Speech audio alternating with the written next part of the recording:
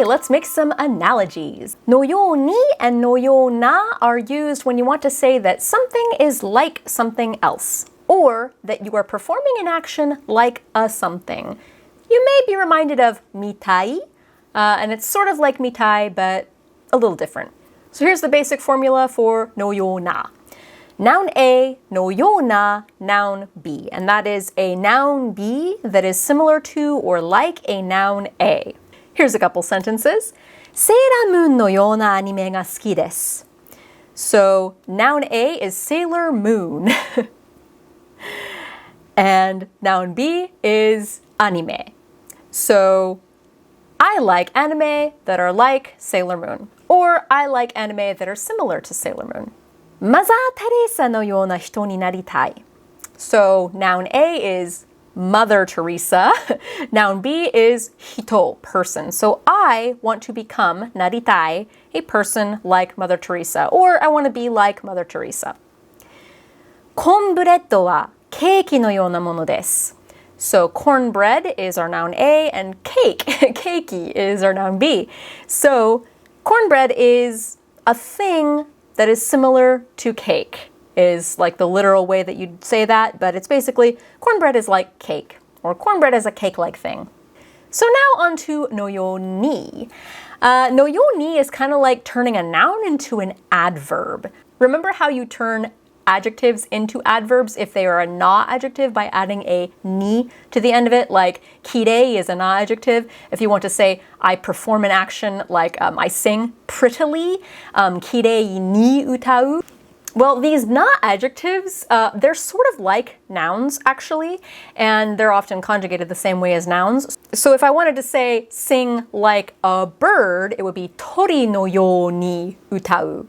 So in this case, note that tori, the bird, it's kind of like an adverb. It's kind of doing that same job as like kirei ni would do, prettily, like a pretty thing, sing prettily, sing like a bird. So I just demonstrated the formula, but it's basically noun, no yo ni, verb or adjective. And you're going to see this a lot in song lyrics, since songs and poetry often talk in metaphor and simile. So here are some song lyrics. 古の魔法のように. This is from Madoka Magica. Inicie no is like of ancient days. It's a very poetic way of saying of ancient times. Maho is magic, so like ancient magic basically. And this is just a hanging clause. It doesn't really mean much on its own. We're not making any comparison or analogy with it. It's just something that is like ancient magic. It's part of a very long stanza. Here's a lyric from Sailor Moon. 稲妻のように激しく誰かが愛を叫ぶ. So we actually have a real adverb in here, 激しく. So 激し is violent or intense. 激しくwould be like intensely. So 稲妻 is lightning. 稲妻のように, so like lightning, lightning-like.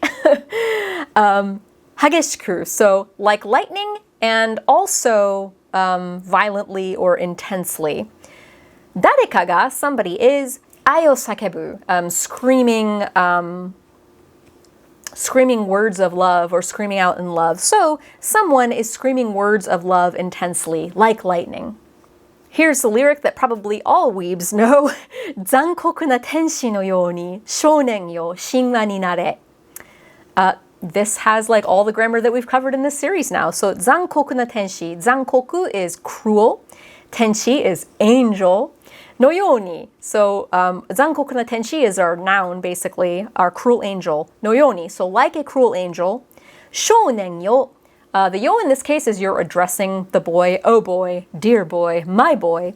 Shinwa is a legend, ni nare. So nare is the imperative form of naru, so become legend, my boy, like a cruel angel. Here's a song lyric by Hamasaki Ayumi.